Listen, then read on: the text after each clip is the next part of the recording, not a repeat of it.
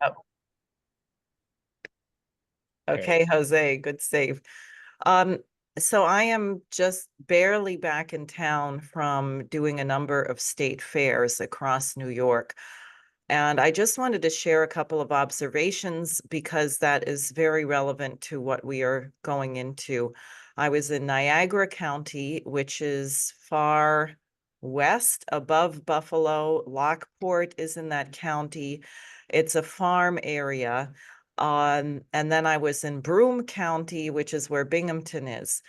Uh, the level of poverty in this state, and I'm sure across the United States, is astounding.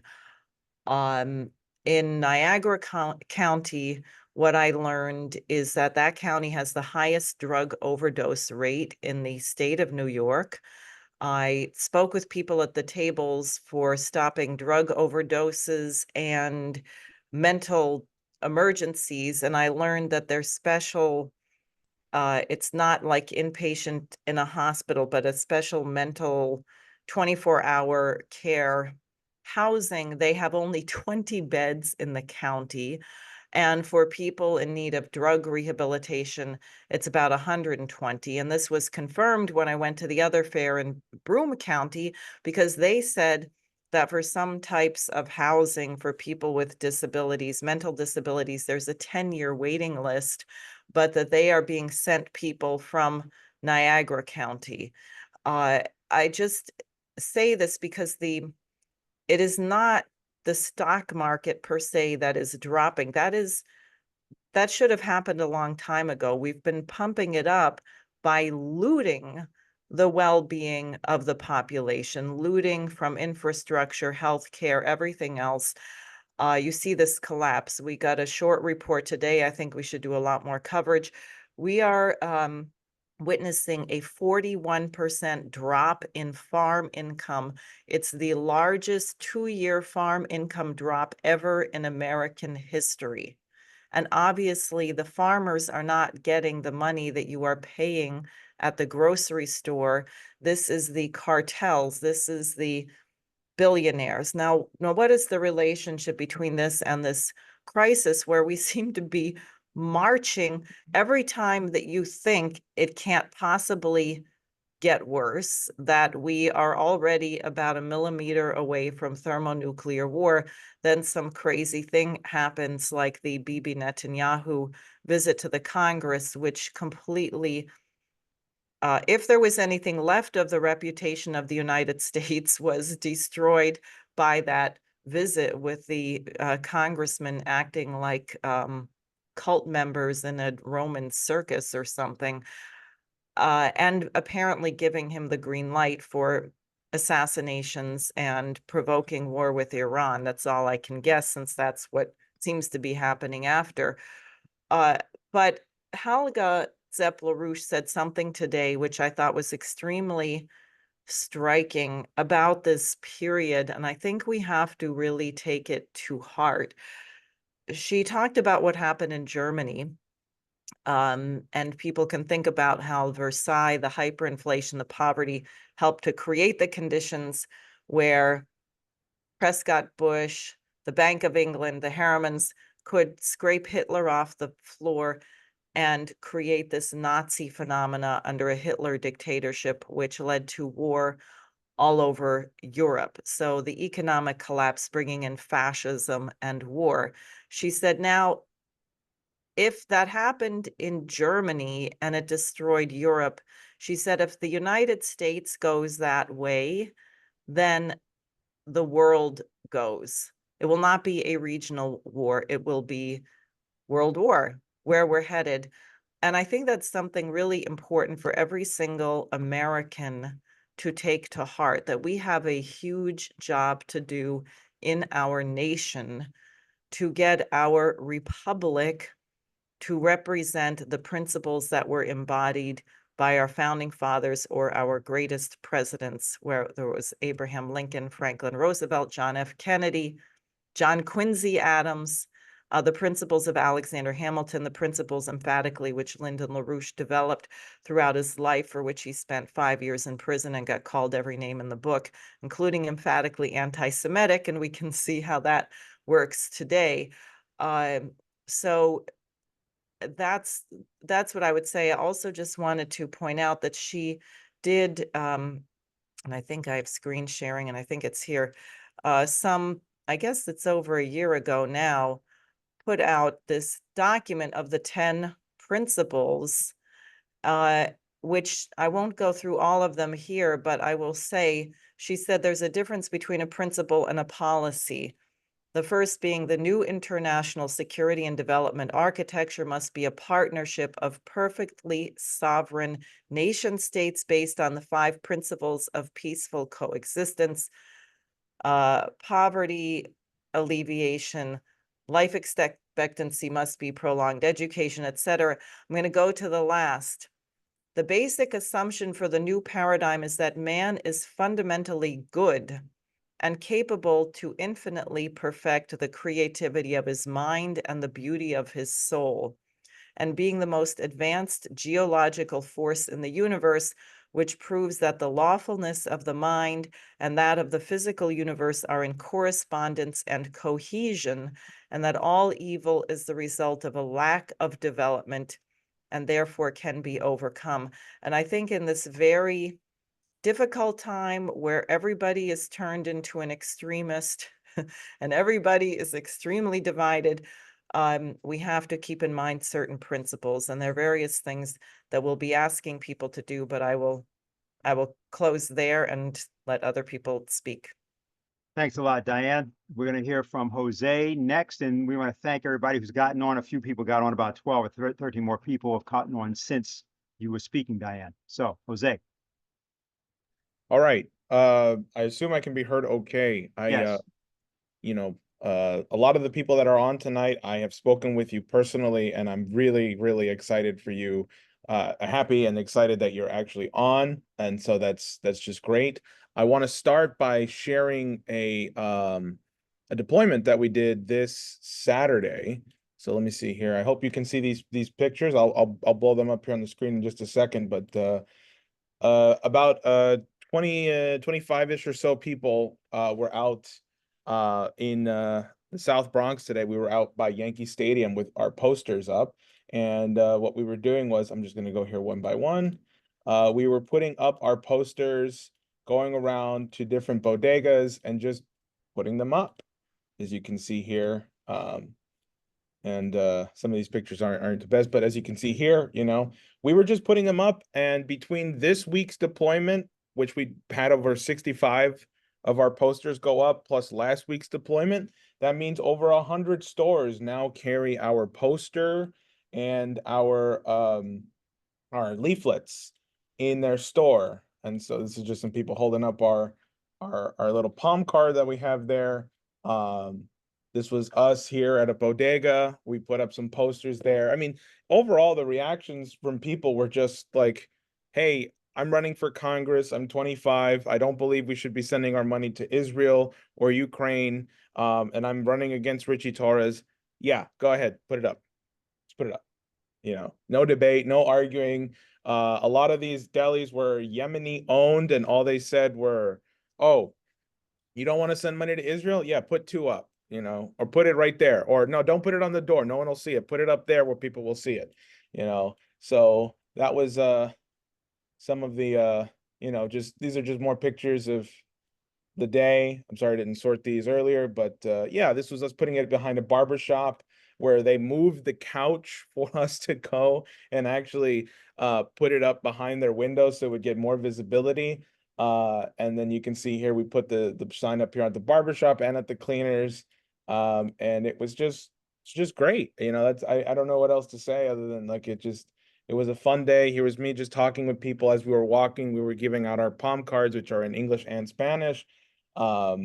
And this is just the kind of actions that we want to do on the weekends where people can just, come out and just have a good time with us, putting up these posters. I mean, this was my squad here. We broke up into 2 teams and we went to this bodega, and as you can see, we're we're just, it's just a good day, it's just fun to be out in the South Bronx. It was a hot day, but we were all pretty hydrated, putting up posters and cards at the bodegas, really increasing our visibility and our awareness in the district. And, as some people know on this call, my congressional district is the poorest congressional district in the country. And there's a myth here that people, not here, but there's a myth in general, and I hear this a lot, that people in the Bronx don't care about world affairs. They only care about their next meal, or they only care about their food stamps. I don't believe that people are animals, and they don't believe they're animals either. Are people living under extreme duress because of their external conditions? Yeah, absolutely. I've met people who start crying if you ask them what are their conditions like. But you know what? They also don't like the fact that their tax money, the very little money that they are already getting taxed from, is being used to kill people around the world, is being used to starve people around the world, and then they support me on that basis. Because I don't believe that our foreign policy is anywhere separated from our domestic policy. It's $27 million for a few F-16 fighter jets. That's hospitals, that's schools, that's all kinds of things, that's high-speed rail, that could actually be benefiting the Bronx. And, some people may know this. I yelled at Jamal Bowman, wow, 2 years ago now, Jesus. I yelled at Jamal Bowman, or I said, hey, where's the $50 billion for the Bronx? This was after $50 billion was spent to Ukraine. And he just looked at me and he couldn't really say anything. And it's an honest question. Why is all of our money being sent to Ukraine, Israel? And I mean, well, that's a different topic that our friends Dennis Fritz and Matthew Hull will get into. But all I'm saying is our campaign is moving, mobilizing, and on top of those little leaflets and posters that we're putting up in all of the bodegas. And by the way, the Bronx is a pretty big place. Our district is a pretty big district. So 100 stores in a concentrated area is very, very good. I've already been getting reactions from people who've been reaching out saying, hey, I saw your poster in X store, or this store, right? So actually, one of the best interactions I had was we called somebody who we met in the street a few weeks ago just to keep them up to date with what we've got going on in the campaign. And they said, yeah, I've been seeing you on social media, and I was walking down the street and I saw your poster. That kind of effect of like, I'm on their phone and I'm in their street and I'm in their reality. On top of that, we've been putting out these little stickers here as well. Some people know this one, The Truth Defies Silence. I don't know if you can see it properly, but that's me getting dragged out of an event where I was saying that there's an ethnic cleansing in Gaza. And my friend Leo designed this. It was just great. And so we've been putting this up everywhere, along with our posters in different stores. So really, we are building something here, and people say all the time, well, wait a minute, what can I do to help? Come out with us one of these weekends. Our weekend drives are our biggest drives, where people with the most free time can come and actually work with us. And so I won't say much more here. I just wanted to give people an update, and I'm sure there's other people who are on this call who are out with us on Saturday who will give us their perspective and reports, not just on what happened Saturday, but what they've been doing through the week in regards to our campaigns. So, Mr. Speed, I'll pass it right back to you. Okay, well, thanks a lot, Jose. Let me just let everybody know that we'll be having questions and answers. There's a lot of things we have for you to do. I will just reference two things right away. Well, actually, read, contribute, and organize. That's kind of the slogan that we're going to be talking about here tonight. And in order to understand why you will want to read, we have a publication called Executive Intelligence Review. We're going to ask you to subscribe to it. But the publication, we say we, the point of this thing is that this is a confab here we have tonight. We have many different people. We have different people from different organizations and so on. It's interesting to think about how the process of independent action is now beginning to gain such a kind of following all over the place. It's a little something up there about the Executive Intelligence Review. But what we'll do is I want to introduce Dennis Fritz, U.S. Air Force retired, Command Chief Master Sergeant, 28 years in the military. He's the director of the Eisenhower Media Network. And Dennis has been doing various things with us in the last several weeks. He's a very important person for you to all hear from, and we welcome him here on this platform. So, Dennis. Ah, there you are. Okay, I was wondering, could you hear me because of the fact that my video was not working, but I see now that the host, if that's you, Dennis, has actually uh, showing me now. Well, listen, for the sake of time and the number of people that you have on here, I will not talk long, but let me just say first, I am glad to be a part of this group, and my associate director, Matt, is also on here as well. And I will tell you, we at the Eisenhower Media Network, we're working hard to substantiate some of the things that Jose and Diane had mentioned earlier. You know, where's the money going? You know, I've been involved in this for over a decade. I spent half my life in the Pentagon watching a lot of this money go overseas, which could be used socially here in the United States of America. And when we talk about, you know, something that Jose mentioned earlier, when we talk about the money that's going to Israel right now, $3.7 billion that the public knows about, but there's more than that, actually. And when I think about that, and some of you have heard who follow this, you know, Israel, they get socialized health care. They are subsidized for their education. And here we have to struggle and fight for those things. And what hits me even harder, I call for those of us that have served in the military, the majority of us in the Eisenhower Media Network are considered former national security experts.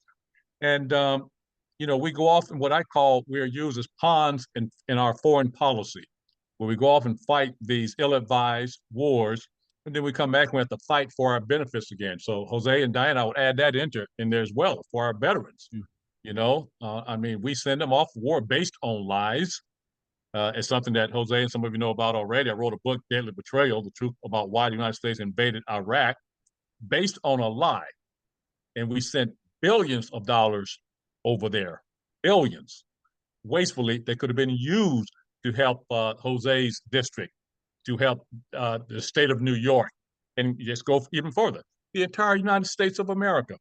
And so we're in this to support you all and to do everything that we can. Now, I want to add one other thing too, as Jose runs for his district and Diane run for Senate. I will share one thing with you. Both Matt and myself have run before in the past. And latest for me was 2018. And I will tell you this, even if you don't win, but we're rooting for you, we can't give up. We can't give up. And I will tell you also, and something that I've been preaching, and Dennis have heard quite a bit of this, is that demonstrations and protests work. You just have to be persistent. Demonstrations and protests work. And we have to continue to do that, and we have to grow our numbers.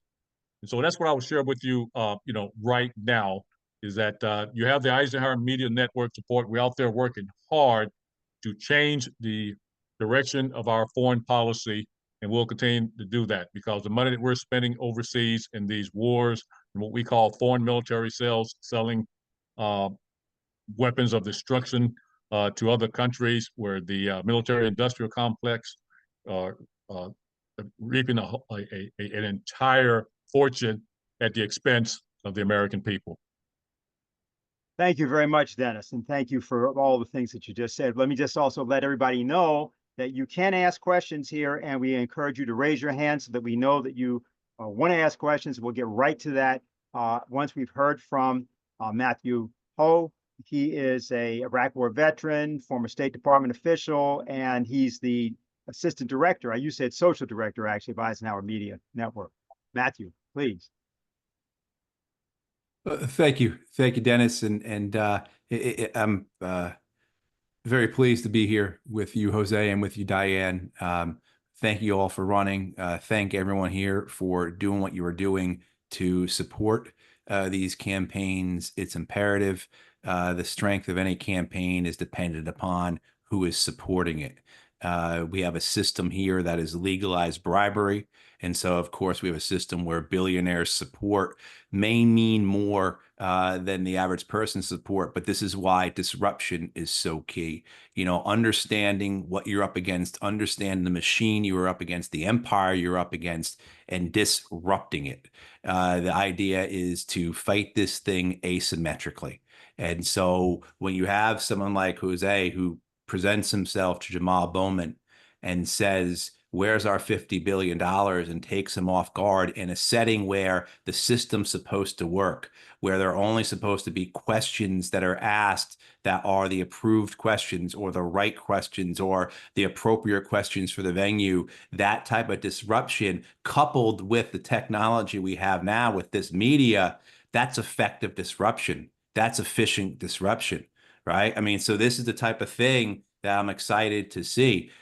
These types of meetings that you're able to do, and it's great. You've got what, 123 people on here. You know, even 5 years ago, this platform might not have been stable enough to do it. So we are venturing into an era here, technologically wise, that is something that really we need to embrace. As much as we embrace Diane, as much as we embrace Jose, we give what we can, we do what we can for them. We also have to embrace the systems that are out there, the creators that are out there that are going to enable us to continue this type of disruption, because what will come will be, let me just take a step back. You know, what we're up against is a living organism.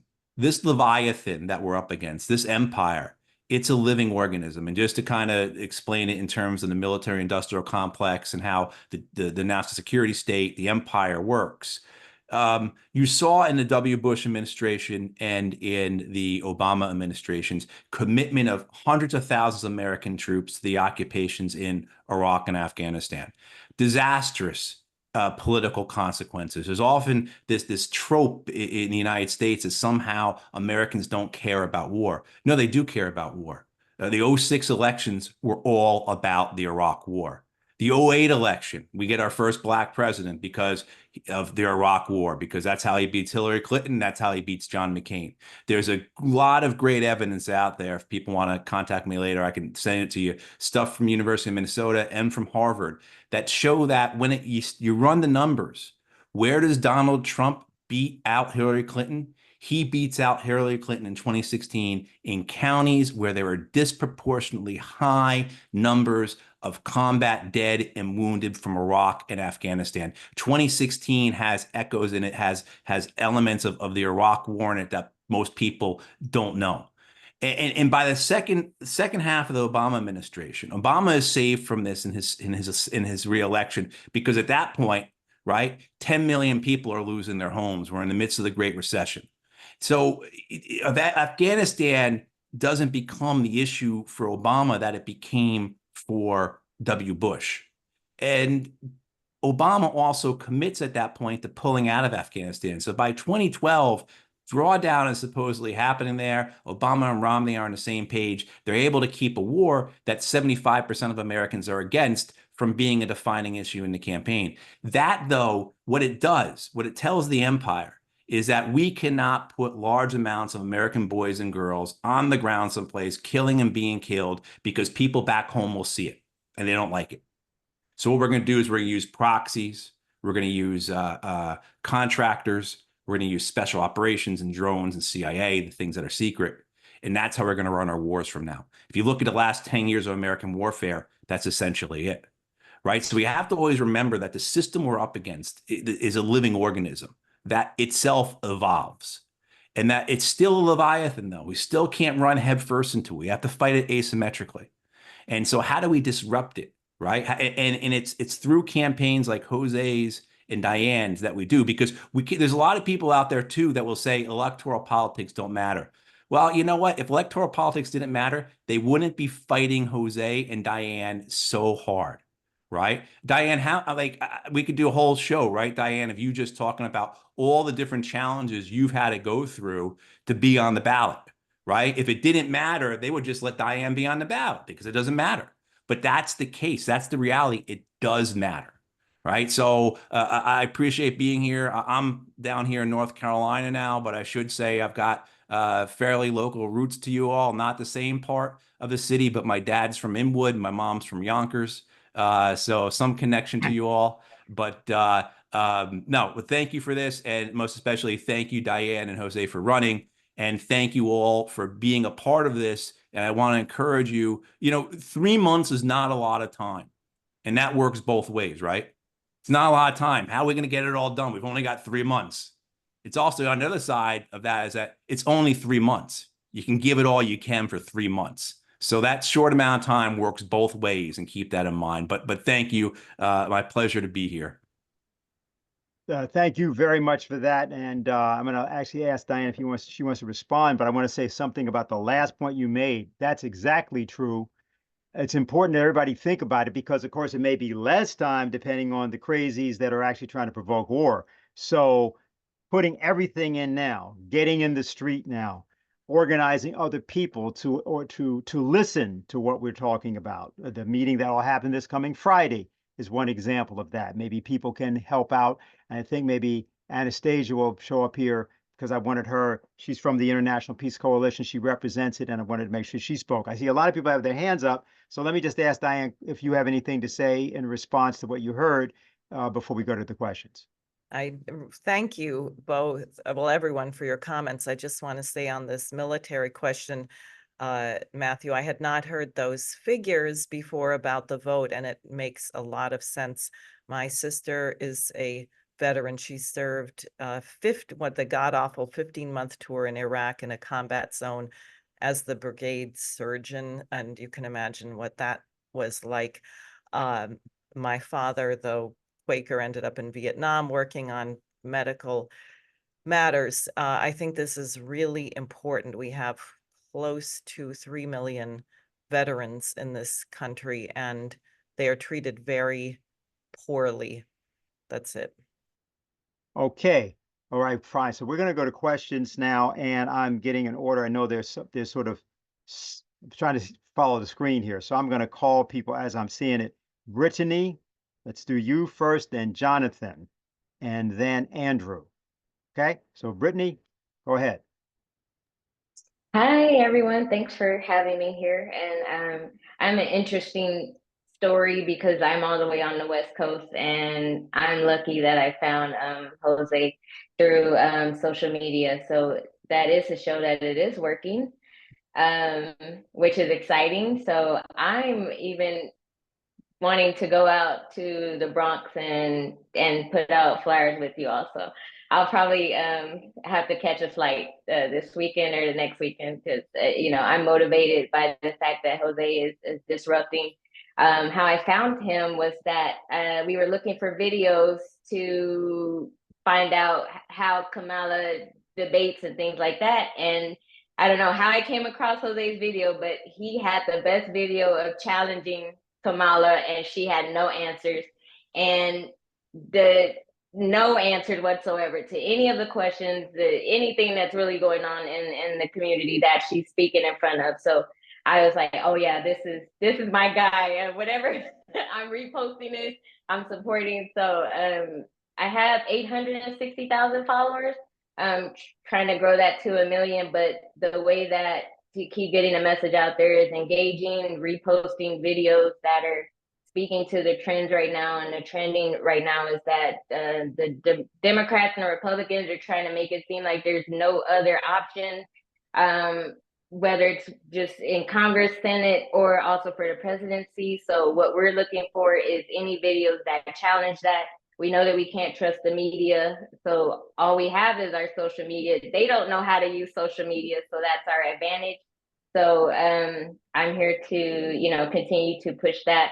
But the best way to do it is definitely engage with new people that are speaking of the same things. A lot of people have questions. Everyone's talking about this now, talking about our lives, talking about, the struggles that Americans are going through. So the best way to help them is to inform them by putting people like Jose, people like Diana in front of them. And I'm glad that, I was, invited to this meeting. So definitely want to keep supporting and helping. So you can find me on Instagram. My IG is BenjiBGo.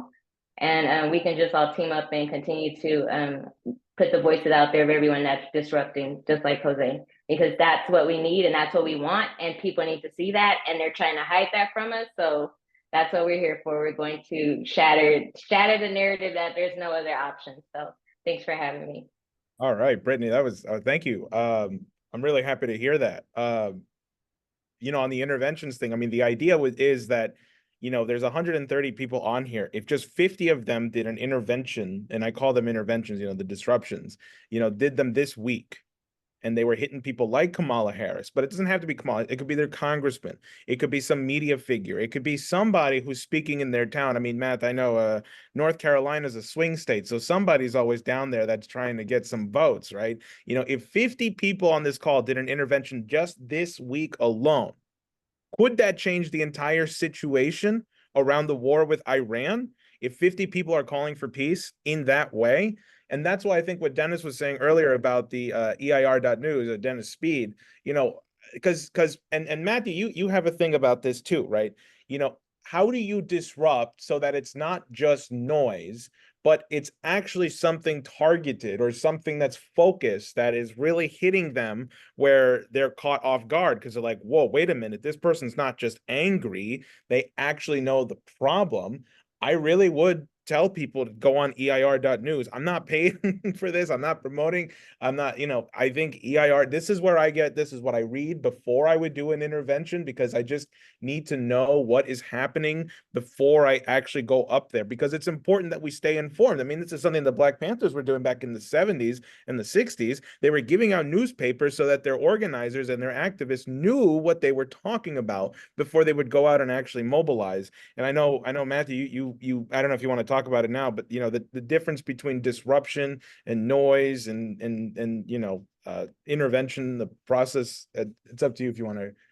I hate to put you on the spot like that, but No, thanks, Jose. I would just say it has to be, you know, keep it short. It has to be planned. You have to go into this with a strategic mindset. You know, where you know, and go through an actual planning process, including preparations, rehearsals, you know, whatever you need to do to be effective. But the biggest thing is finding the target, making sure you have the right audience and that you have the means to distribute it and get it out there. I'm not sure why I'm saying this because you're fantastic at this, so I should just shut up. But no, exactly. It's be smart about it, I guess is probably the best way to say it. yeah. I think also one of the things to think about is that we have an idea about deployment, and there are a lot of, it's interesting, a lot of people from the military are getting involved. It's actually ironic as hell that that's the people who are the clearest about why you need the mass activity, at least the people that we've been running into. And I think that's just important to say. Thank you very much for that, Brittany. We're going to go to the next person just because we're trying to move along, but stay there. And, you know, we may have more time to talk. And it's really important what you said about continuing to get out the word in whatever way people find they're able to do it. Jonathan, you're next.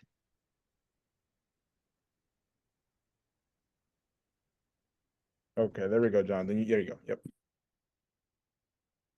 Okay. Yep, we can hear you. Okay, so basically more than a question, I'm volunteering for Jose and in some occasions for Diane. I'm a immigrant Colombian, came to the country 10 years ago, found myself like very confused and frustrated in terms of the reality and the politics in the US. And it was frustrating for me to see that it's hard for US citizens to see that this is a class issue.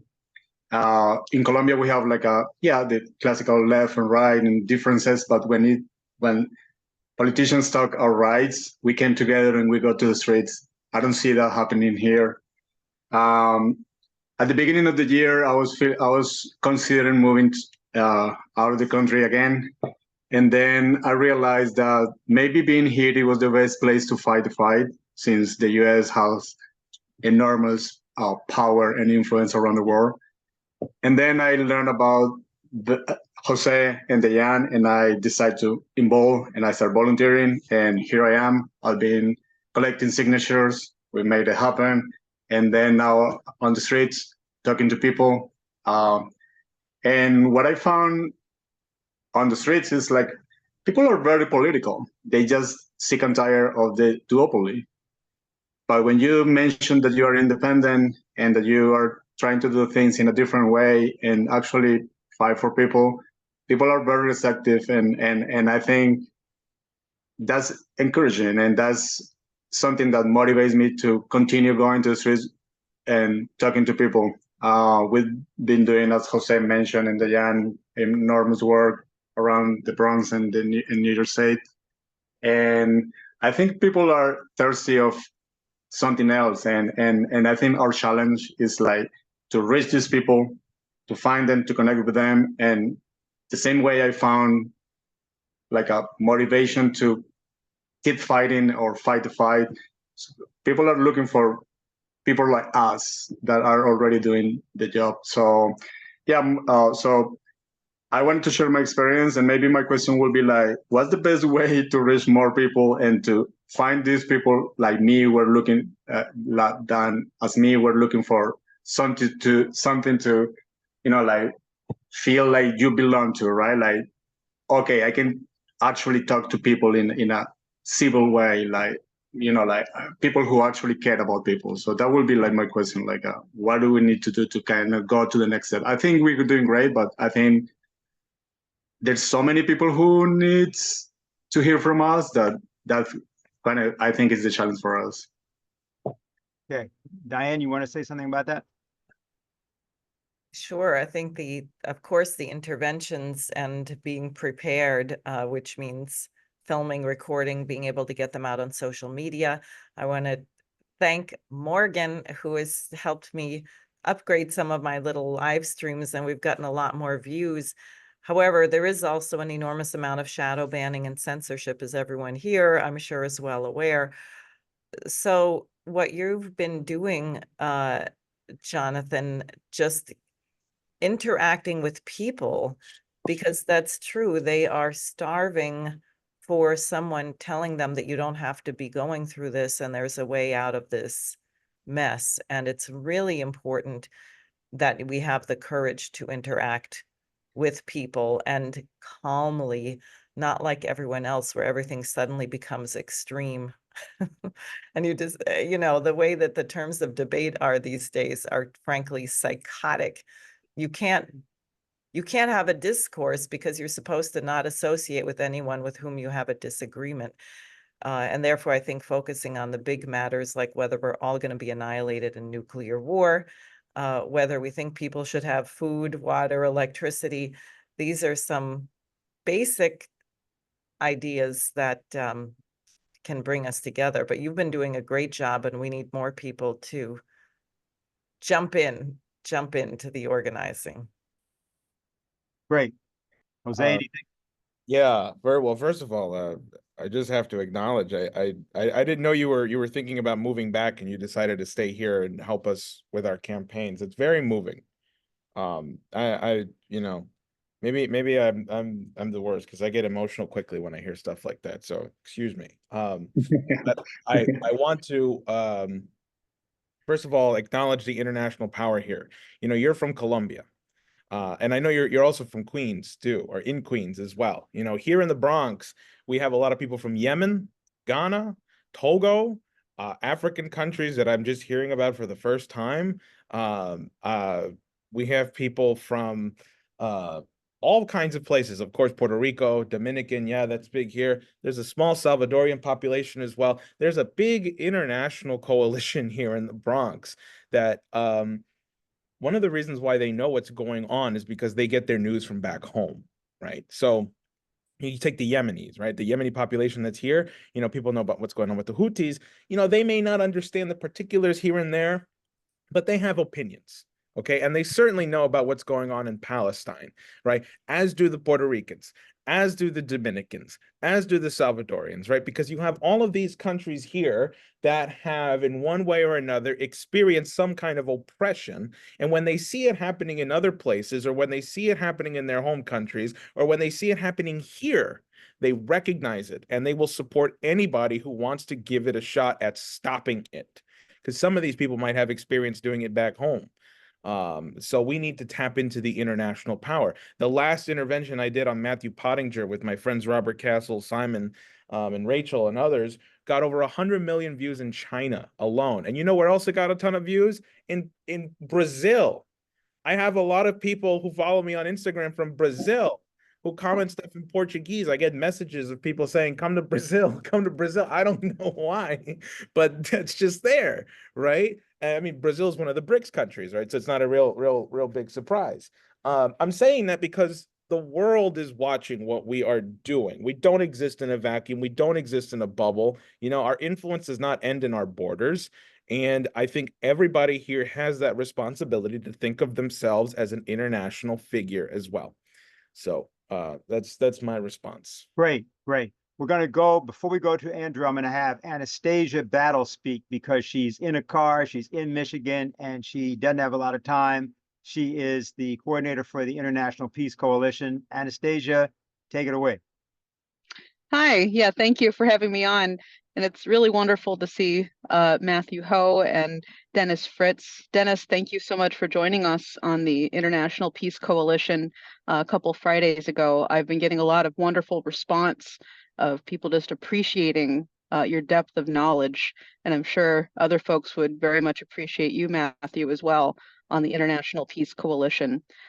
We started these meetings on Fridays in the morning to bring together the international peace movement, because I'm sure, as everybody is aware, there's all different kinds of ideological problems, people beating each other up, attacking one another. It's absolutely ridiculous. You took my girlfriend, you took my money, whatever, you know, all sorts of ridiculous reasons why groups can't work with each other. But we are facing thermonuclear war. There are mass assassinations happening right now. Why can't we bring people together? So that's what we're doing this coming Friday on the anniversary. This is not a celebration, but this is in commemoration of the day of Nagasaki, that it was bombed by the atomic bomb. And this is a day that we all should have a remembrance that a nuclear war must never happen and should never happen, and it shouldn't even be thought about. And yet people thinking about this right now, and it's absolutely insane. So we want to bring as many people together as possible. We're aiming for 1,000 leaders from all around the world.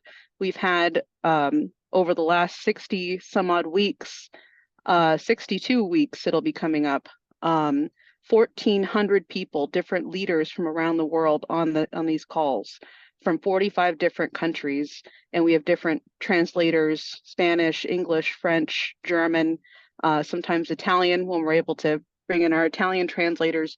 But we want to bring as many people as possible who are actual organizers for peace, who don't care about their ideological nonsense, and who want to bring people together to better mankind. So I just want to encourage everybody to join us this coming Friday, 11 a.m. Eastern Daylight Time. I'll include the link in the chat for people to register for it, to get the Zoom link. We want to make sure that you feel like you should invite other people to your from your organizations, your friends, family, reasonable enemies, if you have any, and also the speakers as well, joining us this coming Friday. So thanks again for having me on. And Jose, it's always a pleasure working with you. I'm a fellow interventionist, and we've worked for this past year intensively planning out these various interventions across the country. So it's really grown. I'm really happy about that. Okay, thanks a lot, Anastasia. And so we're going to go back to questions, and there are quite a few people who have questions. Let me just say the following. The next one will be Andrew, Morgan, and Kynan. That's our next three. We're going to ask people to try to be, relatively short and concise, because you're also going to get responses back from people. And we've got quite a few more after that. So Andrew, you're next. Oh, hold on. Where is Andrew? Go ahead. Unless you've been to put your hand down. And Nope. So I want to say first, thank you, Dennis Speed. You're doing a great job moderating. So my background as an organizer and a consultant is helping candidates and nonprofits, particularly those who are volunteer driven. So I'm looking at this group and I'm thinking about November, and I'm thinking about before the election in November and after the election. So I'm hoping that all of the names of the participants will be collected, and you'll be able to continue a dialogue and a plan going into next year, regardless of the election. But in terms of the November election, there are a number of ways that you can promote Jose to the general public for free. These are you could call them disruptor events, but one of the things I would suggest is I was on the meeting last week, and I think you need to start having action items, things that people can do. One of the things we all could do between now and next week is send a note to Joe Rogan asking him to have Jose on his show. That's an example. Another thing I think you could do would be, somebody mentioned Nextdoor. That's a free network. You could find out all the different Nextdoor groups within that district and promote Jose on that portal.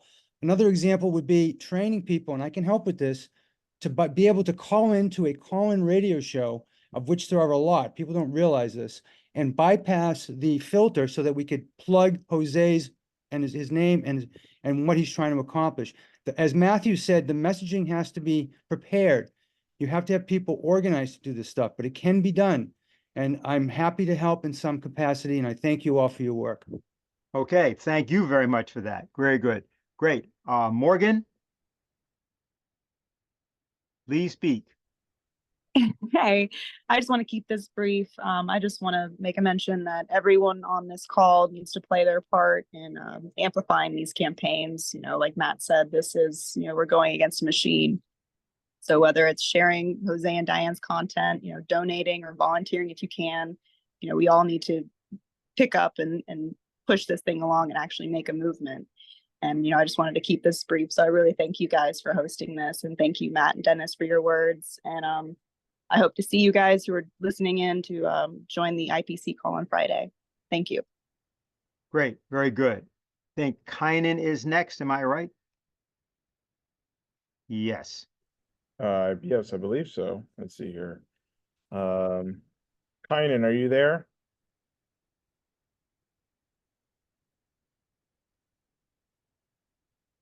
Yeah, can you hear me? Yeah, now, yes. Okay, great. Yeah, no, I just wanted to thank Matthew, Dennis, and Jose for convening this. I've also been a fellow interventionist with Jose's campaign, and it certainly helped.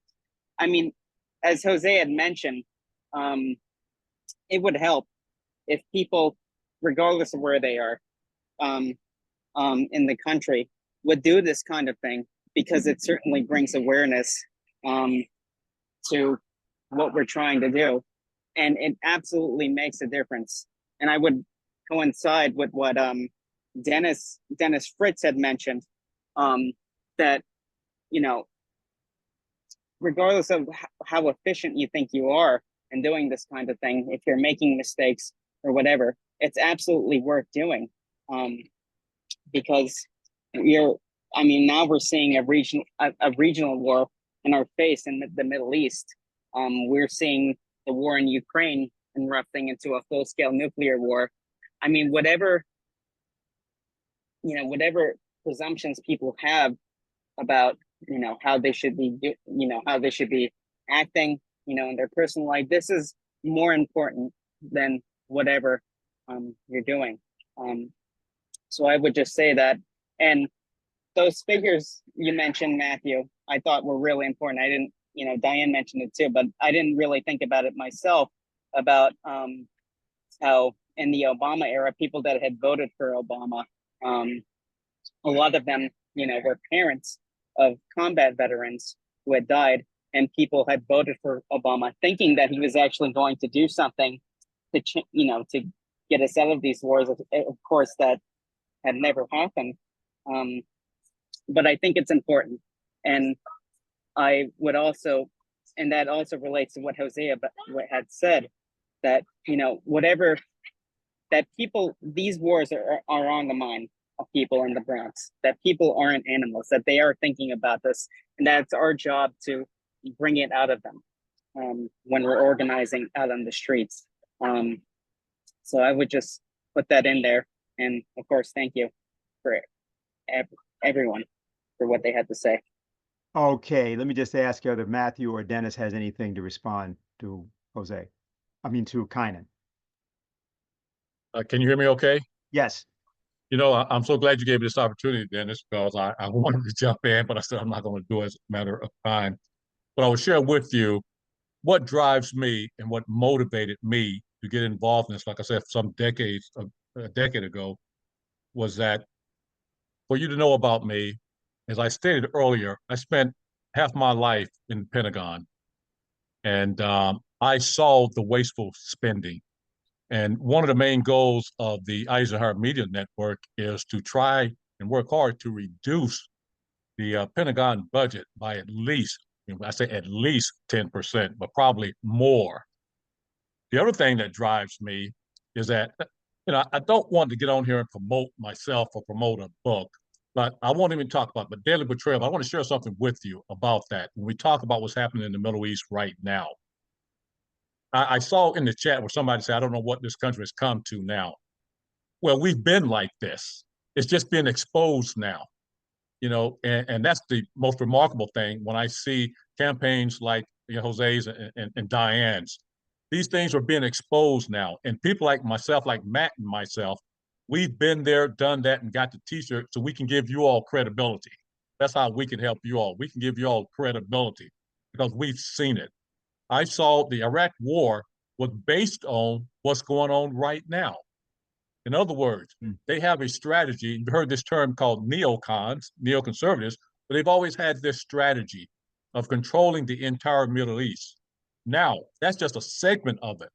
The overall strategy, when you throw in Ukraine, the goal there is to weaken Russia.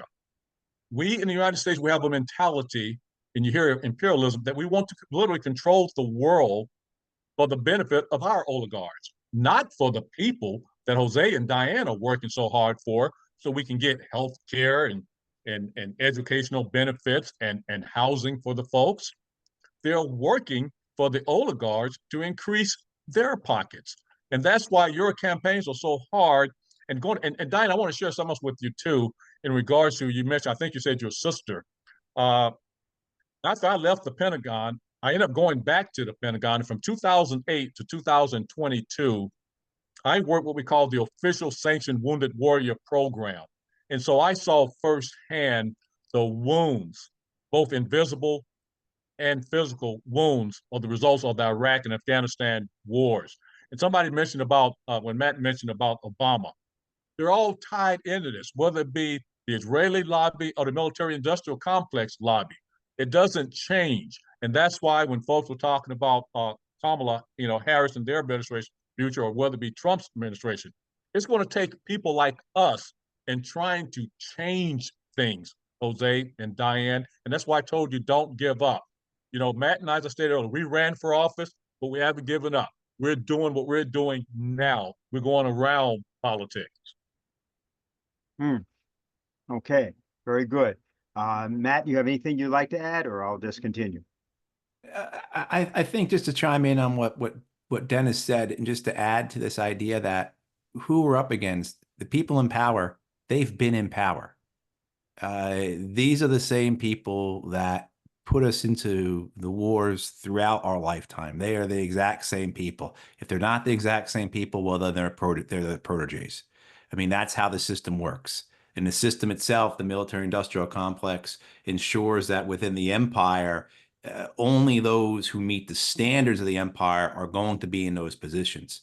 So we have to be cognizant of that. Is that this idea of approaching power with good ideas or with morality on our side will have no effect on these people whatsoever.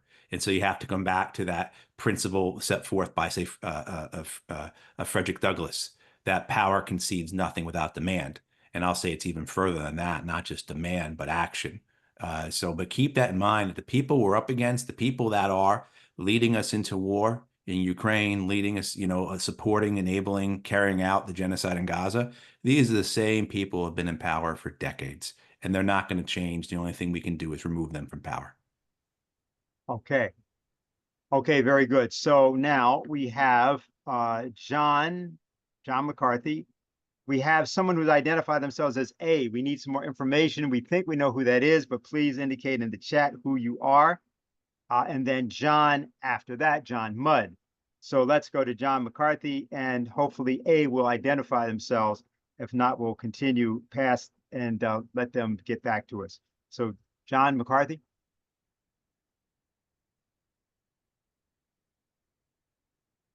Yes, hello?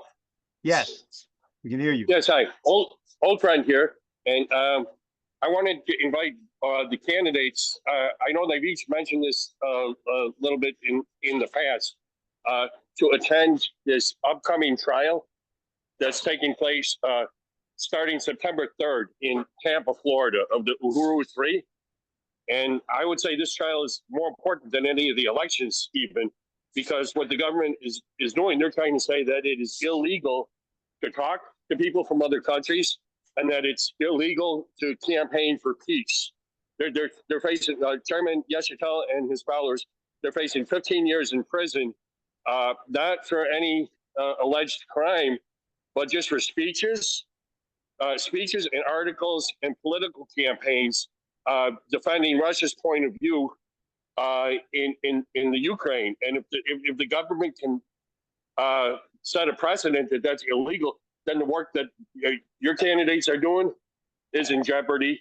And if the work your candidates is doing is in jeopardy, then the planet's in jeopardy. The human race is in jeopardy.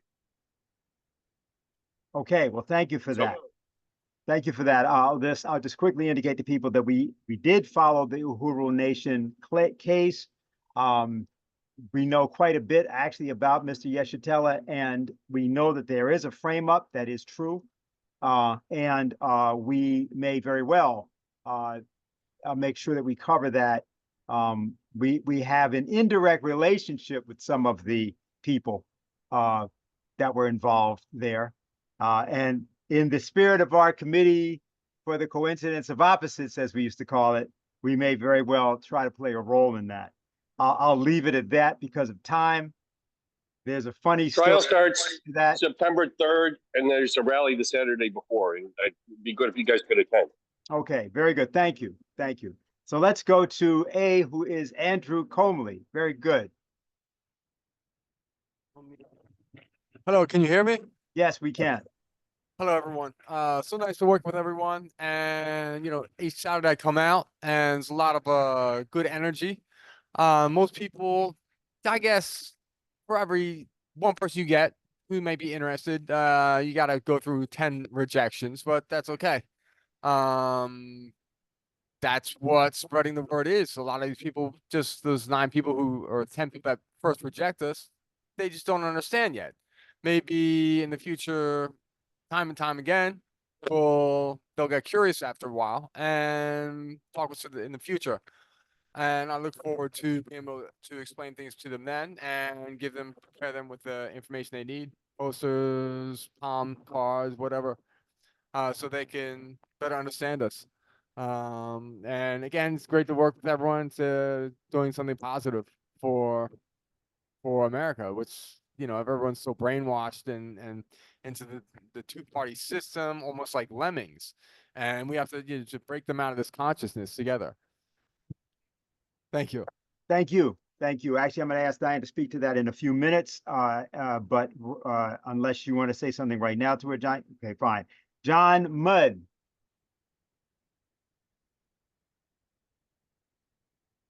Okay. Okay. Yep, go ahead. Yep. John Mudd here. Thanks for having this. I appreciate you having me on. 2 quick questions. First, have you guys been connected with the People's Forum? Are you guys connected with them or reaching out to them? Or you guys know them? Yeah, I mean, all I'll say is that they don't seem too friendly to electoral politics. But oh, really? some of their yeah, they're doing. Yeah, but I bet they'd be interested in gathering with you, Jose. And the other thing is you know, I think we got to constantly kind of pull it into, you know, everybody's being beaten down and having a rough time. And like you were saying earlier, Jose, about the people you run into, you know, around the district. And I've seen it when I was out with you guys. I think we always bring it home to the economics. And I think, Diane, you talk about, you know, the economics too a lot. And yeah, I think you said something about the 35% increase in rent. Nothing brings that home even more. And I think linking it to, I'm with you on the international stuff. I'm with you. But a lot of people, I think you got to kind of connect it there. And I know you do. But I think has to be connected all the time. In fact, when you're out there in the field, don't you think? Well, I'm going to ask Diane and to take that up by also making a plug for an upcoming concert in September, since she actually wears another hat in general. So she might use this as the opportunity to answer that question. Well, okay. The Schiller Institute NYC Chorus, which I founded in 2014 after the strangling death of Eric Garner, is known in New York for holding a 9/11 memorial, which is going to be perhaps even more charged this year with more various things coming out about 9/11. The concert is going to take up the theme of, you could say, the real America or the classical tradition in America, because one of the aspects that you see about this collapse of culture is the idea that human beings are just animals. And you hear it in the extreme coming from the IDF or from the Azov battalion talking about the people that they want to slaughter. And then you also hear it from people who may not mean it so in the same way, but the environmentalist movement, well, the animals are really better than the people. Human beings are unique because we are capable of making discoveries to solve problems and to change the way that we exist, something a rabbit could never do. So if you leave them to their own devices, they'll eat all the grass and starve to death. But human beings have this quality, which is really beautiful, and we are capable of inspiring other people with that kind of beauty. And in the 1890s, there was an attempt to create a great American school of classical music in the country, inspired by Brahms and his work of setting folk music in Europe. In this case, it was Dvorak who came here and said that what he heard in the music of the Native Americans and the Negro spirituals, you had everything that was needed to create a great and noble school of American classical music. And a woman in New York, Jeanette Thurber, took up this initiative, created a national conservatory, which had students of all backgrounds, regardless of income. And of course, not too long after that, by 1901 or so, we had Jim Crow and everything got smashed. But we want to revive that because there's some, frankly, confusion of the mission of the United States, which was to have been a bulwark against colonialism, against the bestialization of man. And it was always a fight, always a brawl. But if we're going to find something to pull ourselves together again, if we're going to find the parts of America that represented something good, so that we can get our nation to become something good in the world, as opposed to right now an embarrassing force of destruction and violence. We think this is very important. So on Sunday, September 15th, the Schiller Institute Chorus will be performing in the Bronx a 9/11 memorial, which is dedicated to reviving this tradition. And I would encourage, it's at 5 o'clock in the afternoon at a church there, Our Lady of Mount Carmel. You can visit the Schiller Institute website and find out about it. Schiller Institute, SINYC Chorus. I can put it in the chat. I'd love to encourage people to participate and to sing yourself. If you can speak, you can sing, and we need to get everybody singing. It's super important. It was an important part of the civil rights movement, and there are good reasons for that. And I think we should have a lot more singing nowadays. Okay, I'm going to just announce the last people because obviously everybody's got a lot of questions and so on and things that went on here. But I want to make sure that we have Roman, Tim Rush, Lou, Mary Jane. Okay, we're going to do them And is there some announcement we have to make here, Jose, or not? Am I wrong about that, right? Let me see here. Let me see if Morgan's willing to announce it now, or I may just do it myself. People who don't know. Hey, yeah, I just had a quick question to ask Jose and Diane, if you guys would be willing to. Yeah, I work with VFP in Greensboro, and they asked, there's a demonstration this Saturday for Palestine. They asked if you would make a video message that they could play before the protest. Yes, and Diane shaking her head yes and giving a thumbs up. So yes. Okay, so then let's go to Roman.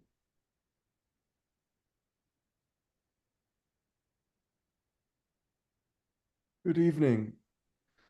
This question is for Matthew Ho because I recently came across a video essay that presented the idea that the actual reason or the core reason for the Iraq War was that this was done at the behest or the prerogative of Israel, that Israel actually wanted us to invade Iraq, and that this is seldom seen in the analysis by serious analysts. And so I want to ask, in your opinion, to what extent is that true? And also about, maybe I got here a bit late, so I don't know if we discussed the market crashes. I don't think that the market crashes that happened today are actually that significant. So this is a second question, but I don't think that they're that significant because I have a friend who uses technology to guide the trades that he places. And he was like looking at what was happening last night and he was like, huh, why is it recommending so many cells to be placed? Like what? And so it's not really that there's a sudden crash like there was in 2008 where there was a breaking news story that nobody could predict, because actually the banks were already like planning to just sell off their assets today. And so it's kind of like a coordinated sell-off rather than a natural market crash, if that makes sense. But I could be completely wrong. Maybe I'm mistaken. I just wanted to get your thoughts on that. Well, Matthew, why don't you take up the Iraq question? Yeah, and actually, I'm just going to defer to Dennis. Thank you, Roman, for the question. But Dennis Fritz has written a book entirely about this subject, about the causes, the reasons behind the Iraq War. So I'm just going to defer to him. And you are allowed, Dennis, to promote your book, by the way. Okay, got on mute. Okay, how about now? Yeah, you're good. I started smiling when he asked that question, and I started wondering, uh-oh, I wonder is Matt going to defer to me because of the fact I said, well, I guess I now get the opportunity to promote my book, which I didn't want to do. I felt uncomfortable about that. But let me just mention to you that, yes, as stated, and I mentioned before, I had a book released back in June entitled Deadly Betrayal, The Truth About Why the United States Invaded Iraq. And I will tell you, it ties into what's going on right now. Bibi Netanyahu has always wanted to do as he's doing now, just to destroy the entire Gaza area and move the Palestinians out. Now, back during the Bush administration, he was pushing to do that. But the Bush administration, wow, okay, thank you, whoever did that. The Bush administration had a better idea. They realized that they couldn't just go in and kill all the people in Gaza. And so what they decided to do was, on behalf of Israel, they were going to take out the funders of the Hamas and the Hezbollah groups. How were they going to do that? They were going to take out Saddam, who they say they could use the justification of a previous regime change policy by the Clinton administration. They wanted to take out Saddam, who was funding Hamas. They wanted to take out Assad of Syria. And then finally, at the end, they wanted to take out Iran. Now, they were somewhat afraid of Iran, as I mentioned earlier, because Iran, they have a large ballistic missile arsenal. And that was one of the reasons why during the Iran nuclear deal, which President Obama helped execute, was some called it a weak deal. And the reason that Trump went in and took us out of that deal was because of the fact there were some that wanted Iran to get rid of their ballistic missiles. Well, they were not going to do that because that's their lifeline. They don't need a nuclear weapon. They can use their ballistic missiles, which we're going to probably see as we saw when they attacked some of our troops in Iraq when they killed Soleimani.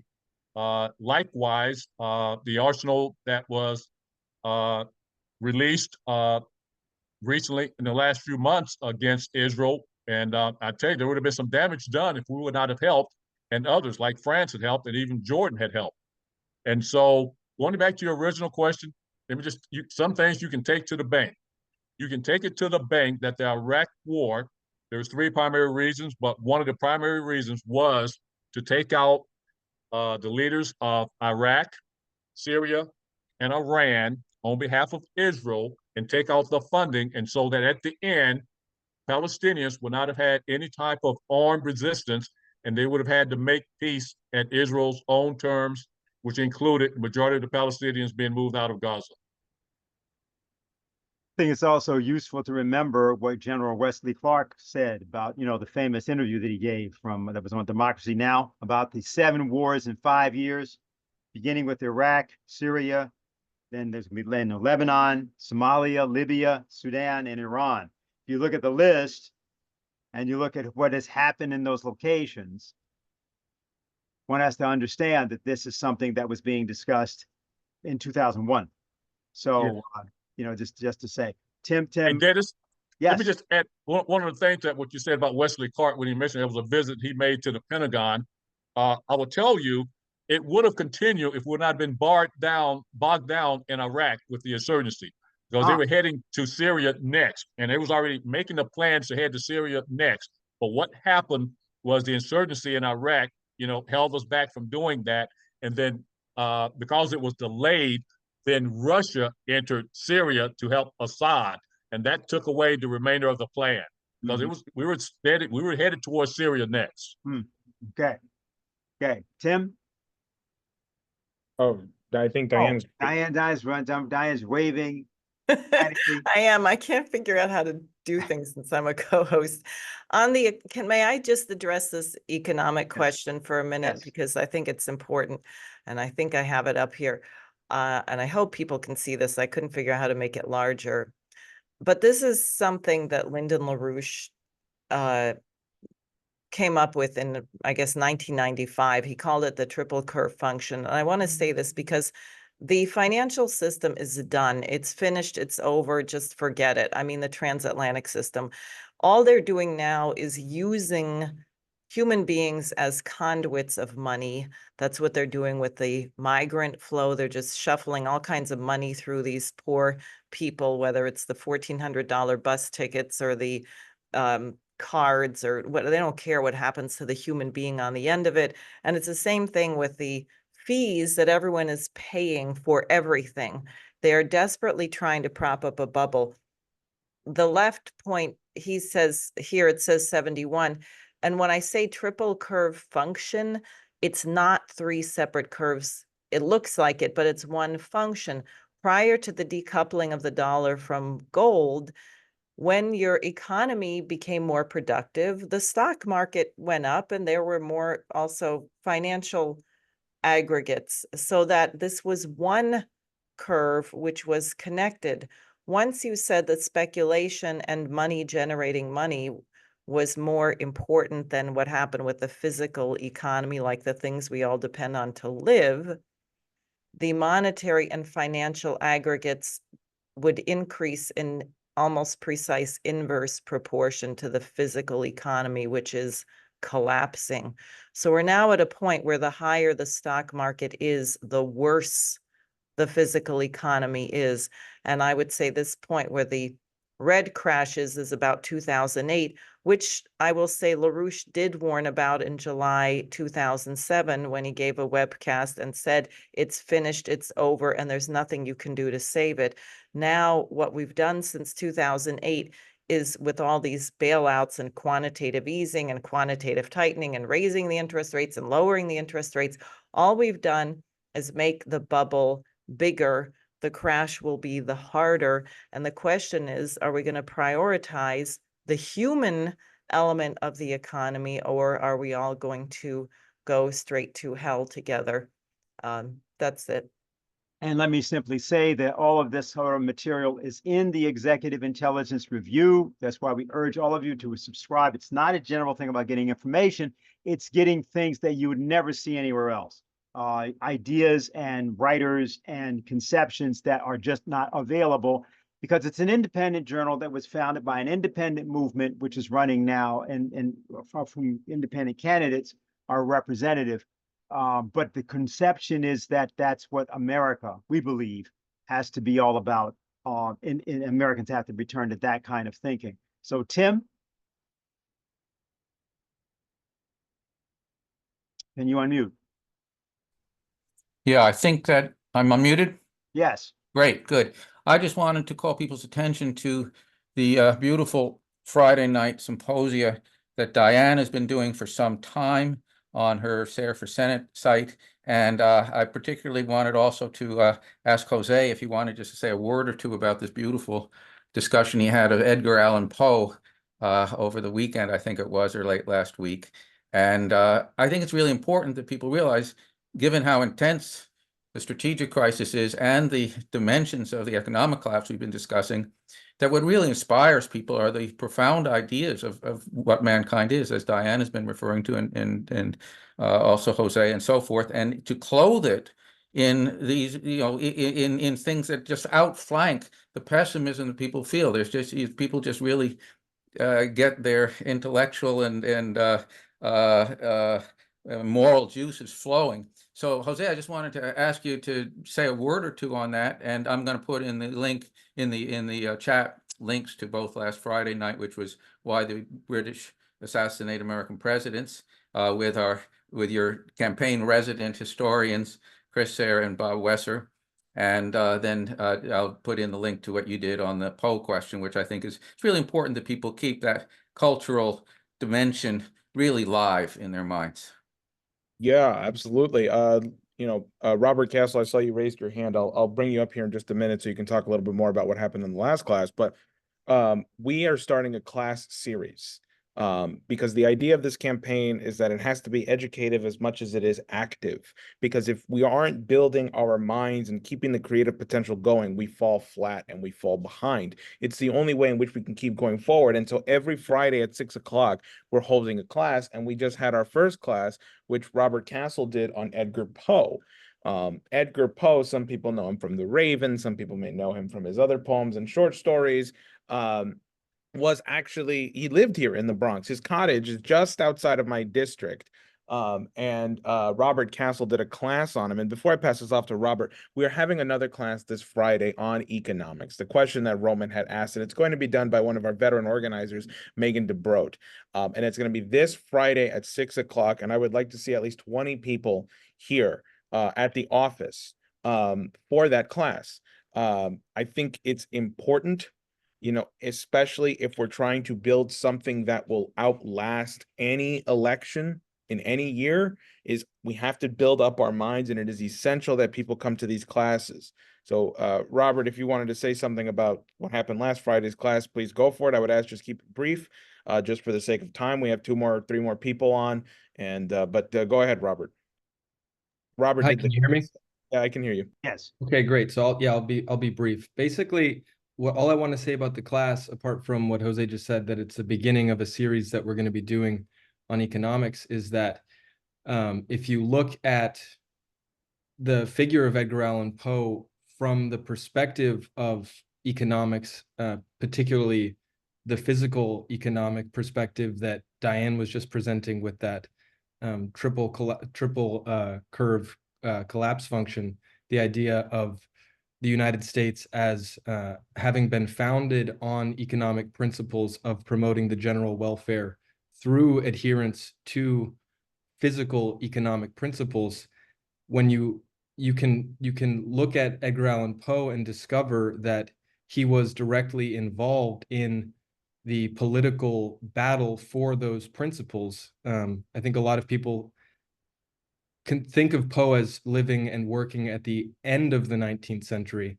I did, but he was active directly in the era immediately following the American Revolution, and he was a very powerful proponent of the principles of the U.S. Constitution, and he actually kept a lot of those ideas alive in his writings.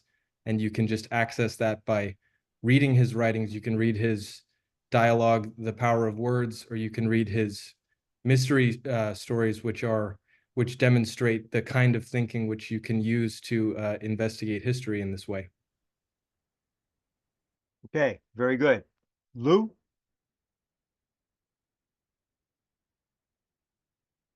Can you unmute? If not, we're going to go right to Mary Jane, because time is short.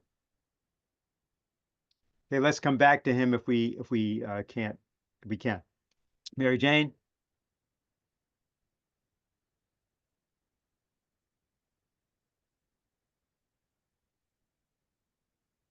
Hey, I think I got it. Yeah. Great. Both what Tim had to say about the question of the cultural renaissance that we created in this country. But I also want to take up this question of they, them, the big power that has imposed upon us. That's not the way Americans thought when we created a revolution in 1776, in that period. It's not the way we thought. We knew there was an enemy, and Diane Sare is one of the leading people in this country who has made it very clear that Lyndon LaRouche nailed it on the head when he talked about the central banking system and the oligarchical system, and why it was committed to taking down every element that we fought for back then. So I just wanted either Diane or Jose to say something more on this question of, you can't just say the powers that be or whatever. I think you get what I'm trying to get at, but there's a name to who's doing this to us. That's all. Okay, maybe we'll take Ibrahim first because we should be closing out, and then we'll let everybody have a chance to, whatever, say a few last things. Ibrahim? Yeah. Okay. Good afternoon, everyone. Can you hear me? Yes. Yes, we can. Okay. Thank you very much. In fact, I do not have a question. I have just some comments. What I suggest in the current situation of thermonuclear war is, first of all, to fix the solution, we have always to identify the root causes. And I think some of the root causes of the problem humanity facing is we can put hatred, discrimination, racism, the greed, and also people want to feel safe to the extent that they finally aggress, like to prepare the war before people, come and destroy you. So, and then when you analyze, you realize all of this can be put under the umbrella of ignorance. So, to really resolve this, we have to have a short-term, mid-term, and long-term solutions.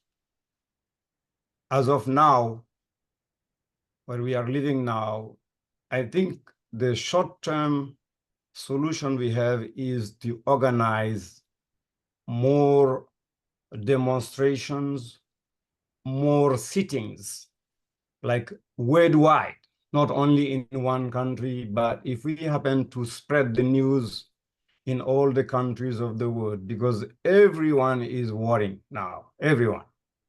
People are really scared. People are very anxious. So if we happen to spread the word in each country and in each city that we organize on a regular basis aggressively, not only demonstration, but sittings, blocking the ways, the strategic places where people, need to pass to block those places. And then that's the way we can push the leaders of the world to really take a peaceful solution to resolve, to avoid this war. So those are, that is the short term. And the long term, I would advise that our education system, our schooling system, we have to teach our children the law of karma. What goes comes, what goes around comes. I would never tire of talking about that, because this is the basic. It's nothing. There is nothing more true than that, and we have to teach them love, to spread love, so they know that they are not different. A black and a yellow and a red Indian and a white, we all are the same. So, and then when we try to teach them from early childhood, they grow up together, and then that's how we would fight against the discrimination and the racism. Nobody will think that he is superior than the other one. Then you would see hatred, discrimination, racism will also disappear. Now, concerning the greed, on this planet Earth, there is enough for everybody. And if we teach children also at school, when they are, those are supposed to be the leaders of tomorrow. So if they know that there is enough for everybody, they're not going to take the part for other people. That's what I want to say. I know that I've been long, sorry. That's fine. I think we heard you. And in fact, I'm going to ask that at this point, let me just ask, I'm going to ask Matthew, Dennis, and then Jose and Diane, I think in that order. Just if they have to respond, both of you, or anything that you guys would like to say you haven't had a chance to say yet. So Matthew? No, I think just to close out, just want to again thank Diane and Jose for running, for you all for what you're doing, including all the participants here. And I'd encourage people to just, it's like anything else, like being on any other team. There's no small parts, and every minute counts, and all those tropes and truisms are correct. And if you're part of this campaign or you're looking to join it, do things that push yourself, right? So do the hard things. If fundraising scares you, do fundraising. If getting out there and shaking hands and handing out flowers and doing the face-to-face, you don't like that, get out there and try it, right? Because you might find that you have a talent for it, but it's also the things that this campaign, Diane's campaign, Jose's campaign needs. There's a film, we can learn from our adversaries. We can learn a lot from them. There's a film I recommend people to watch. It's called The Brink. It's a documentary on Steve Bannon, and the man is an evil genius. But watch it and see what he does, see how he's been successful and what areas can be emulated. But the one thing that always stood out for me in that documentary, just to close out on this anecdote, is Bannon is really upset with his guy in London, with the guy who's in charge of his European operations. And he says, all this guy wants to do is go down in the restaurant, smoke a cigar, and act like a big shot. But this is where things get done. This is the real work. You got to do the work. And he's pointing at his table. He's got a table covered in spreadsheets. It just makes you sick looking at all these spreadsheets, right? But he's correct, though. You've got to do the hard work. You got to do the things you don't want to do. And so for these campaigns, if you're able to, that's how you can support them. Do the hard work, do the things that people don't want to do, because that's what keeps the campaign running. And again, thank you both, Diane and Jose, for running. Thank you all for having me here. Dennis, thank you for both Dennis's. Thank you both. Been a pleasure to be on here with you. Thank you. Dennis? Likewise to Jose and Diane, I wish you all the best. I appreciate your braveness, and it's take people like yourselves to try to change first the United States and then the world. If we can change our political direction here in the United States, then we can absolutely change the world, because unfortunately we're the ones that's leading us into the nuclear catastrophe that so many of us fear. let me share something with you, why the Eisenhower Media Network exists. Somebody mentioned about Ukraine and Russia. Where back in May of 2003, you can Google this, the Eisenhower Media Network put out a full-page ad, and if I remember our title at the time, it was "The U.S. should be a force for peace." So May of 2003, if you check that out, and it gives the whole history of why we're in the Ukraine war. Right now, the United States is providing all this funding, but what are we doing? It's causing many, many Ukrainians to die. Your infrastructure is being destroyed. And the United States of America is using the Ukrainians to weaken Russia, again, for the power of our oligarchs. The next thing I'll leave you with, when we talk about the Middle East, Jose and Diane, the reason we need you and others to run again, our current Congress is bought and paid for. We don't like to talk about that, but when we look at AIPAC, at one time it was not fashionable to talk about AIPAC and the Israeli lobby. Now we're going to talk about it. And so we need you. I can tell you from firsthand, I was one of the individuals that was out there protesting Bibi Netanyahu's visit to our house, our Congress. And when Bibi said, there's folks out there protesting, they're idiots of Iran. And that Congress of ours cheered. They went against veterans like myself. I spent some 28 years of my life in our military, and they cheered for a war criminal against myself. I'm sure some of you heard the name Larry Wilkerson, a good friend, a colleague of Matt and mine. Larry Wilkerson was the chief of staff to Colin Powell. Well, Larry was out there standing next to me. Another person you may have heard, Ann Wright, who was a former diplomat and a retired colonel. We were out there protesting Bibi's address to the Congress, and we were called puppets, idiots for Iran, where our Congress, as Ann Wright would tell you, they are truly the puppets and the idiots of Israel. So I applaud you, I thank you, and I look forward to talking with each and every one of you again. Thank you. Thank you very much, Dennis. Jose? Yeah. Look, just as we're closing out here, people want things that are actionable. Well, for one, they can, of course, if we have this call again next week, bring a friend to this call. Just keep building this call. There were 130 people on this call today. Let's aim for 260 or even 300, just people coming on here, giving their reports, getting a briefing from people like Mr. Fritz and Matthew Ho.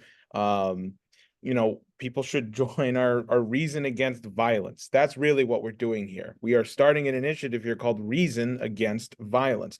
This is the poorest congressional district in the country here in the Bronx, and we are going to turn it so that it is the #1 leading force in the country calling for peace around the world. And the way we're going to get that is by getting people on the Friday IPC meeting that Anastasia had referenced earlier. This is going to consist of lots of different people internationally, and people should absolutely get in on that. Robert Castle just put the link in the chat, as well as getting as many people as we can here in the Bronx office in the evening for the class that we'll be having at 6 o'clock, which will be led by Megan DeBroat, to keep our minds active and fresh and creative.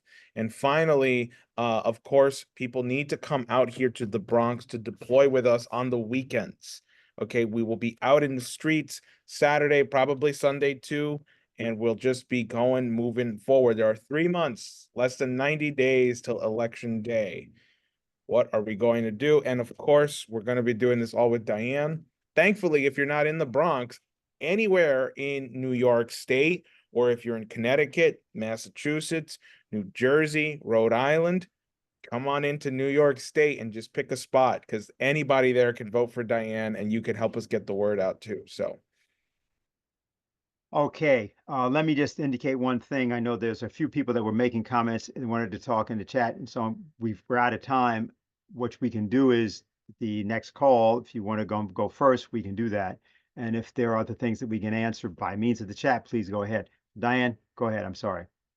Sure. I just wanted to really thank Dennis Fritz and Matthew Ho for being with us, because I think we have to put together the process of the International Peace Coalition with an electoral intervention into the United States. Part of the point of these campaigns is a guidon, if you will, for what actual representatives should be doing, should be saying, if we were to have sane leadership in this country. And it's very important to us to have your expertise and, with us. Secondly, on actions, and also I appreciate very much what you said about doing things that scare you. Mary Jane asked about identify the enemy. The first enemy we all have is within. And that's the enemy that makes you say, well, I shouldn't really say that. My friend will get mad at me. I shouldn't. Oh my gosh, this politician is full of BS. Do I really want to say something? Yes, you have to develop the idea of going for that point of tension in yourself. And then it gets easier. Generally, I'm not saying that it's always easy. Sometimes it's really hard and really scary, but you have to do the things that scare you. That's number one. That's the number one enemy, is the enemy within. Now, UN Resolution 377, I don't know if we discussed it. This is really important. There's a mobilization on this because the General Assembly could override the disgusting US veto, and we should press on this. I think it's really important. The IPC call, Friday, that is the anniversary. Tomorrow is the anniversary of the bombing at Hiroshima. Friday is the anniversary of the bombing at Nagasaki. This was one of the most evil acts ever done in human history. And I know there are a lot of studies apparently going into proving things like there's no fireball, the danger of nuclear war is exaggerated. Well, we really have these great weapons and we can make sure that we annihilate Russia, but we will survive. It's all lies, and people should actually study what happened in Hiroshima and Nagasaki and then consider that the weapons we have today are far more destructive and powerful, and it's more dangerous because we have idiots like Biden who said at the NATO summit, oh no, why should I talk to Putin? I mean, if you have two people with nuclear weapons, I guess it's better to get out your Ouija board and try and communicate through the ether than to actually have a conversation to find out what the other person is thinking. So the call on Friday, we want to get 1,000 people on the International Peace Coalition call this Friday. Anastasia posted the invitation somewhere there in the chat. Please sign up to do that. And then finally, the subscriptions to the Daily Alert. I know people are getting bombarded by information. Lyndon LaRouche founded the news service, Executive Intelligence Review, not for information, but really a combat manual. We began to learn how evil Henry Kissinger was, or other people, because we were trying to get policies through, and then people would attack us and call us names and put us in jail, and it gave you a map of who was the enemy. So we want people to be armed and to be reading something which is part of a movement of action and is not just merely informational. So those are the things. And then the very last thing, I just can't help it, I'm sorry, but I have to say, by 2035, China is talking about having a prototype, a fusion reactor. And this could change the entire world. And the United States would have had fusion in the 80s if we hadn't cut the budget. And if you think about how many people would be dead today if we didn't have electricity, and how many people will die because they don't have electricity. So if you think about the implications for this, which require still a whole bunch of breakthroughs, I think it can be a backdrop for seeing how truly evil it is to kill children, because they are the future. They are the geniuses who are going to be solving these problems to bring this online. And I think it's one of the most optimistic questions to consider about the transformed state of mankind. That's it. Okay, thank you very much, Diane. I want to thank everybody for being with us tonight. Let me say one thing about what Diane was referring to of the resolution 377. On Friday, when you come onto the call, we'll be talking about this extensively.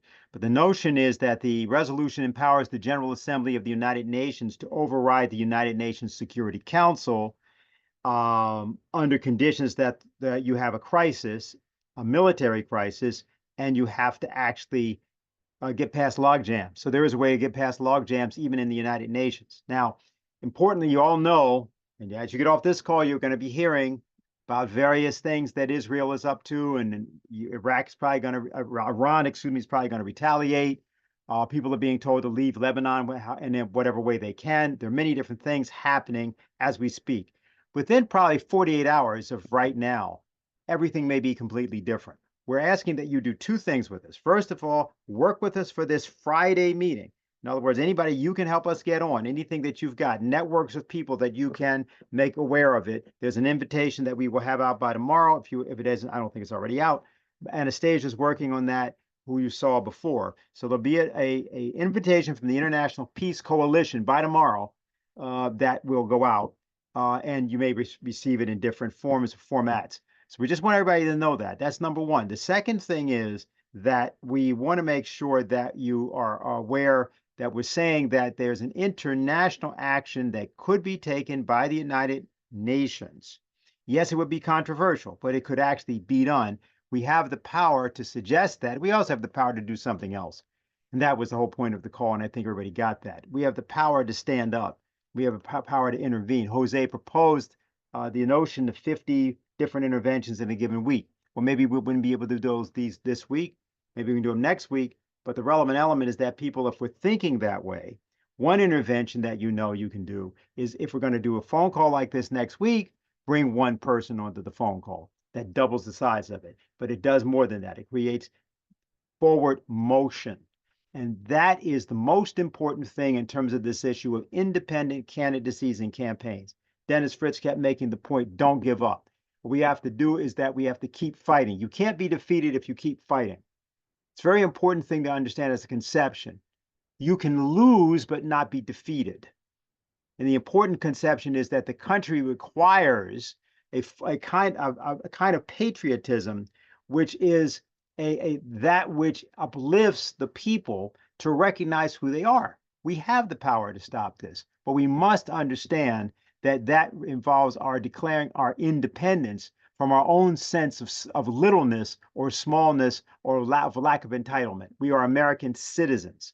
We are the most powerful political force in the world if we choose to use what we have been given through our Constitution and through hopefully our own personal commitment. If you make a commitment, you can do anything. And so on behalf of the campaigns, we want to thank you all for joining us, and we hope to see you again here next week. Good night.